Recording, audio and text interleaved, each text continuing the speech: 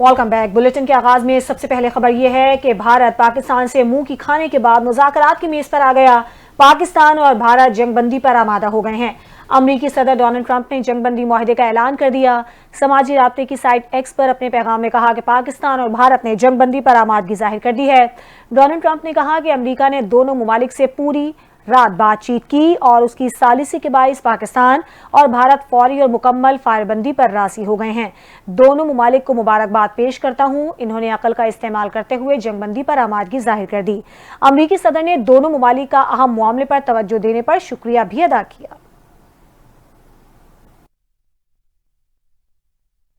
پاکستان کے نائب وزیر اعظم اور وزیر خارجہ اسحاق ڈار کی پاکستان اور بھارت کے درمیان جنگ بندی کی تصدیق۔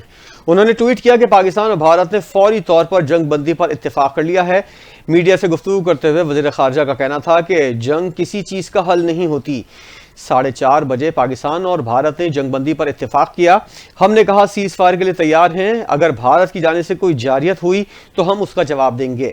ان کا کہنا تھا جن ممالک نے سیز فائر میں حصہ ڈالا ان کا مشکور ہوں۔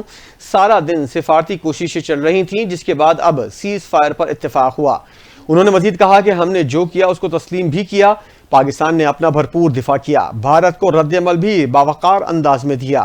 پاکستان نے ہمیشہ خود مختاری اور علاقائی سالمیت پر سمجھوتہ کیے بغیر خطے میں امن کے لیے کوششیں کی ہیں۔ پاکستان کے بعد بھارتی وزارت خارجہ نے بھی جنگ بندی پر اتفاق ہونے کا اعلان کر دیا ہے۔ بھارتی وزارت خارجہ کی جانب سے جاری کردہ بیان میں کہا گیا ہے کہ دونوں ملکوں میں جنگ بندی کا آغاز 4:30 بجے ہوا۔ پاکستان اور درمیان غیر جانبدار مقام پر مذاکرات کل ہوں گے۔ پاکستان کے ڈائریکٹر جنرل ملٹری آپریشن سے آج بات ہوئی۔ پاکستان کے ڈائریکٹر جنرل ملٹری آپریشن سے بات چیت میں جنگ بندی پر اتفاق ہوا۔ بھارتی وزارت خارجہ کا کہنا تھا کہ دونوں ملکوں کے ڈی جی ایم اوز 12 مئی کو دوبارہ بات چیت کریں گے۔ پاکستان اور انڈیا کے درمیان زمین، فضا اور سمندر میں مکمل جنگ بندی ہوگی۔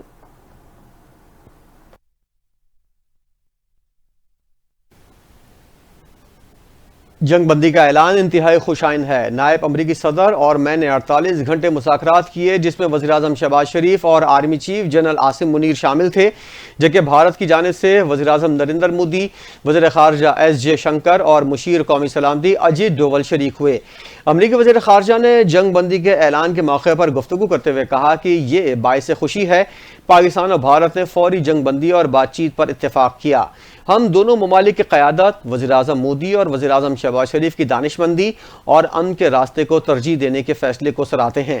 اعلان کے مطابق پاکستان اور بھارت کے درمیان آئندہ مذاکرات ایک غیر جانبدار مقام پر ہوں گے جہاں باہمی مسائل کے حل، اعتماد سازی اور خطے کے استحکام کے لیے بات چیت کو آگے بڑھایا جائے گا۔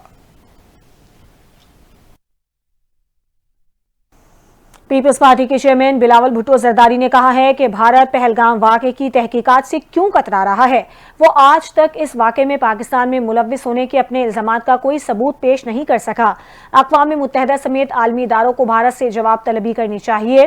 سرکاری ٹی وی کو انٹرویو دیتے ہوئے کہا کہ اگر بھارت پہلگام واقعے میں اپنے الزامات کے کوئی ثبوت فراہم کرتا تو اس کی بات میں وزن ہوتا، مگر وہ آج سچائی اور حقیقت پر مبنی ہے اور ہم اپنے ملک کی سلامتی اور خود مختاری کے لیے متحد ہیں۔ خبر آپ کو دیں گے، پاکستان کے میزائل حملوں نے بھارت کو پیچھے ہٹنے پر مجبور کیا۔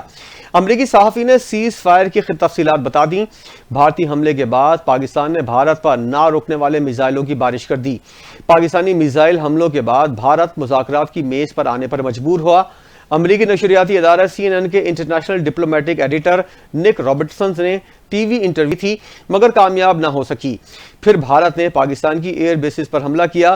امریکی صحافی کا کہنا تھا کہ امریکی وزیر خارجہ نے سعودی عرب اور ترک حکام سے رابطہ کیا۔ سعودی اور ترک حکام سے رابطے کے بعد سفارتی طریقے سے معاملہ حل ہوا اور سیز فائر ممکن ہوا۔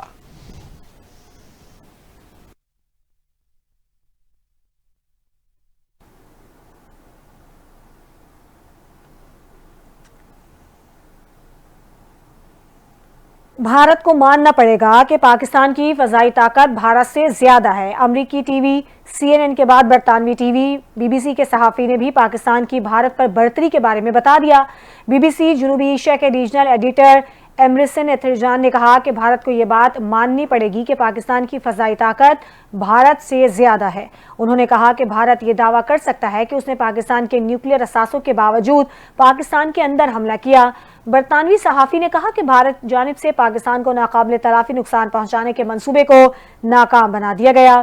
انہوں نے مزید کہا کہ بھارت نے اربوں ڈالر کا اسلحہ خریدا تھا، اس کے باوجود ناکامی کا سامنا کرنا پڑا۔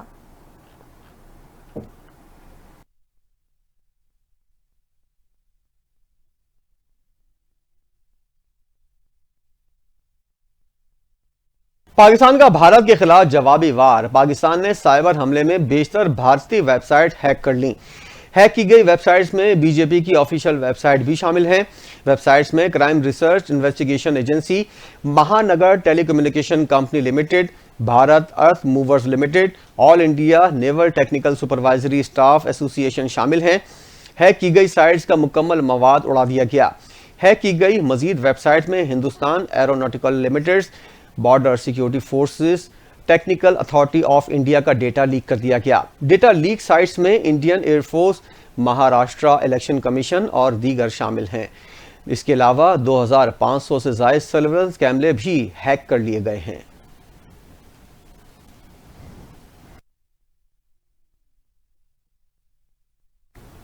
حاضر ہوں گے ایک بریک کے بعد۔ ہمارے ساتھ رہیے۔